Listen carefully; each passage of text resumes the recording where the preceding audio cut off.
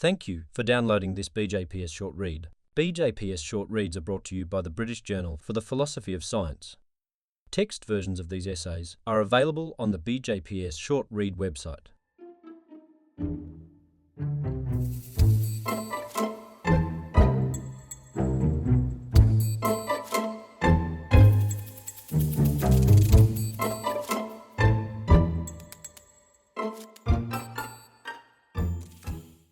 Questioning Self-Location by Emily Adlam, read by the author. Suppose you undergo an experiment in which you are put to sleep and then 7 duplicates of you are created, with these duplicates having their hair dyed in the 7 colours of the rainbow. Meanwhile, your original body is destroyed, so none of the 7 duplicates is spatio-temporally continuous with your prior self. When you wake up after this experiment, you will have some uncertainty about the colour of your hair, because all of the duplicates are psychologically identical, and thus, until you look in a mirror to see the colour of your hair, you don't know which duplicate you are. This is self-locating uncertainty, and if you now assign probabilities to the different possible colours of hair, these probabilities are self-locating credences, encoding your beliefs about which duplicate you now are. Self-locating reasoning is used in many scientific contexts. For example, physicists working on models of the cosmological multiverse often write down probability distributions over the universes, and then use those distributions to give anthropic explanations based on the probability of finding yourself in a universe with certain properties. In these scientific applications, it is usually assumed that there is some rationally compelling way to assign self-locating credences, so they can be used to arrive at scientifically legitimate probabilities. However, I argue in my BJPS article that in many such cases there is not, in fact, any rationally compelling way to assign self-locating credences. First, let us distinguish 2 different kinds of self-location. I'll use the term centered world to refer to a pair consisting of a possible world together with a center within that world, that is, a location in space or time where an observer could possibly be found. Then pure self-locating uncertainty will refer to cases in which an observer is uncertain about which centered world they are in, out of a set of centered worlds that all belong to the same possible world. For example, this is the kind of uncertainty we see in the duplication case. You don't know which duplicate you are, but all of the duplicates you could be exist in the same world. Meanwhile, I'll use the term superficially self-locating uncertainty to refer to cases in which we are uncertain about which centered world we are in, out of a set of centered worlds that all belong to different possible worlds. For example, you have this kind of uncertainty when you wake up and wonder what time it is. You don't know which centered world you are in, out of a set of centered worlds that have you located at different times. But in every possible world, there is exactly one time at which you actually wake up, and so all of these centered worlds must belong to different possible worlds. The philosophical literature on self-location often doesn't distinguish between pure and superficially self-locating cases, but they are conceptually very different. In cases of superficially self-locating uncertainty, your actual location is determined by a specific physical process, such as the set of biological processes that result in you waking up at a certain time. So in these cases, we can determine the appropriate self-locating credences by simply looking at the features of the underlying process that determines the location. But in cases of pure self-locating uncertainty, there isn't any process that determines your location. In the duplication case, you are not literally dropped into one of your duplicates. Thus, pure self-locating credences can only be understood from a first-person point of view when you are actually in one of the centered worlds in question, so you can point to yourself and ask, which world am I in? That is, pure self-locating credences can't be derived from a scientific theory applying to a third-person description. So, is there any rationally compelling way to assign pure self-locating credences? First of all, we might think there is some approach that is rationally compelling for practical reasons. That is, it helps us to achieve our practical goals. But before we can determine which credences will help us with our goals, we first have to decide what our goals are. For example, if you are asked to make a bet about the color of your hair in the duplication case, you might place the bet with the goal of maximizing the total winnings of all of the duplicates. However, you are not obliged to do this, and sometimes you might actually have good reasons to choose a different kind of goal. For example, suppose you learn that the duplicate with red hair is going to die very shortly after the experiment. In that case, you might prefer to place your bet in a way that only benefits the other duplicates, since the red-haired duplicate won't live long enough to enjoy her winnings.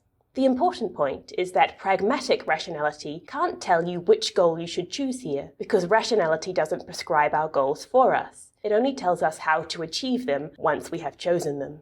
Moreover, it turns out that in pure self-locating cases, choosing our practical goals immediately determines what credences we ought to assign. For example, if you want to maximize your winnings over all of the duplicates, you should assign equal credences to all of the duplicates. If you want to benefit the duplicates who don't have red hair, you should assign equal credences over all of the duplicates without red hair. Once you've decided on your goal, no further scientific facts or experimental evidence can possibly be relevant to your credences. So in fact, pure self-locating credences don't reflect pragmatic rationality. They just record how much you care about your duplicates. Thus, there cannot ever be a way to assign pure self-locating credences that is rationally compelling for practical reasons, because from the practical point of view, those credences are just encoding what our goals are. So, pragmatic rationality doesn't tell us how we ought to assign pure self-locating credences. But perhaps there may be a way of assigning pure self-locating credences that is rationally compelling for epistemic reasons instead. That is, perhaps we can show that some particular way of assigning these credences is the best approach if we are trying to believe true things or to avoid believing false things. In particular, philosophical arguments aiming to demonstrate that we ought to assign self-locating credences in some particular way often appeal to principles that are regarded as basic principles of epistemic rationality, such as the principle of indifference, which tells us that we should assign equal credences over all relevant centered worlds belonging to the same possible world. For example, in the duplication case, the principle of indifference suggests that you should assign equal credences to all of the duplicates, since they all belong to the same possible world. Now, this principle of indifference does seem intuitively natural, but we should be cautious, because a similar principle of indifference is often applied to scenarios involving non-self-locating uncertainty. This principle says that when we have no information to differentiate between a set of possible outcomes, we should assign equal credences to all of them. So, for example, if you have no reason to think a die is weighted, you should assign equal probability to all 6 faces. The non-self-locating principle of indifference also seems intuitively natural, but it is subject to a serious objection known as Bertrand's paradox. The problem is that if we are dealing with a continuous space of possible outcomes, there will always be many different ways to divide this space into individual discrete possibilities, and different partitions will result in different credences when we apply the principle of indifference. For example, in the case of the die, you could also divide the outcome space up into just 2 possibilities, 1 and not 1, and then if you apply the principle of indifference to this partition, you will conclude that the outcome 1 has a probability of half rather than 1/6. So the principle of indifference won't deliver an unambiguous verdict unless we know in advance how to partition the outcome space, and there isn't always a clear way to choose a partition. Moreover, since the space of possible final states is continuous in almost any real situation, Bertrand's paradox affects nearly all cases of non-self-locating uncertainty. Given that we encounter this problem with the non-self-locating principle of indifference, we should be wary of similar problems in the self-locating case. In effect, the self-locating principle of indifference assumes that we should always divide the outcome space in such a way that there is 1 outcome per centered world, or perhaps 1 outcome per consciousness. But is that way of dividing the space really rationally compelling?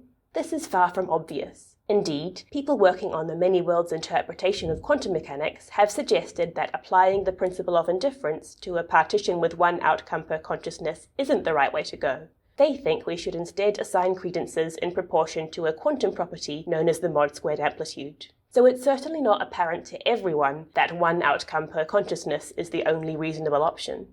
Now, in the non-self-locating case, we can check empirically which way of dividing up the space leads to the best predictions, and in practice, it usually turns out that the best partition is the one that corresponds to the natural symmetries of the process involved in generating the outcome. For example, if a die is being thrown in a way that doesn't favor any of the faces, then you should choose a partition that treats all of the faces in the same way, and this leads to the standard result where you assign a probability of 1/6 to each face. So in non-self-locating cases, studying the symmetries of the situation provides a principled way of deciding which partition we ought to use. But we can't do this in pure self-locating cases, because in such cases there is no process that generates the outcome. You aren't dropped probabilistically into one of your duplicates, so there is no process that decides which one you are.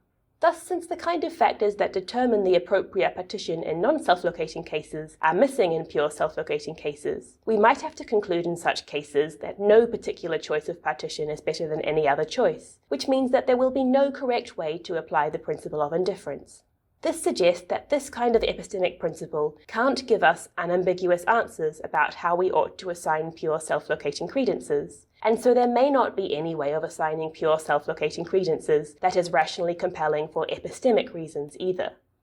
If it is true that there is no rationally compelling way of assigning credences in pure self-locating cases, this will have important consequences for a number of scientific and philosophical questions.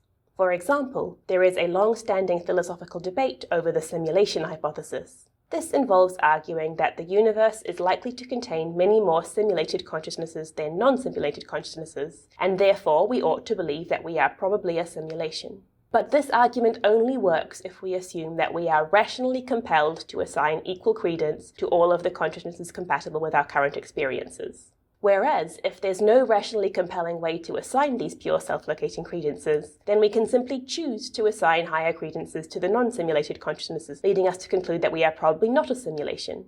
So the simulation argument won't work unless there is a rationally compelling way to assign the pure self-locating credences in this case. And similar results may apply in other applications of self-locating credences in science, such as the cosmological multiverse or the many worlds interpretation of quantum mechanics. So it is an important project to determine whether the self-locating credences involved in these applications are pure or superficial, and to decide whether the relevant arguments still work if there is no rationally compelling way to assign the credences.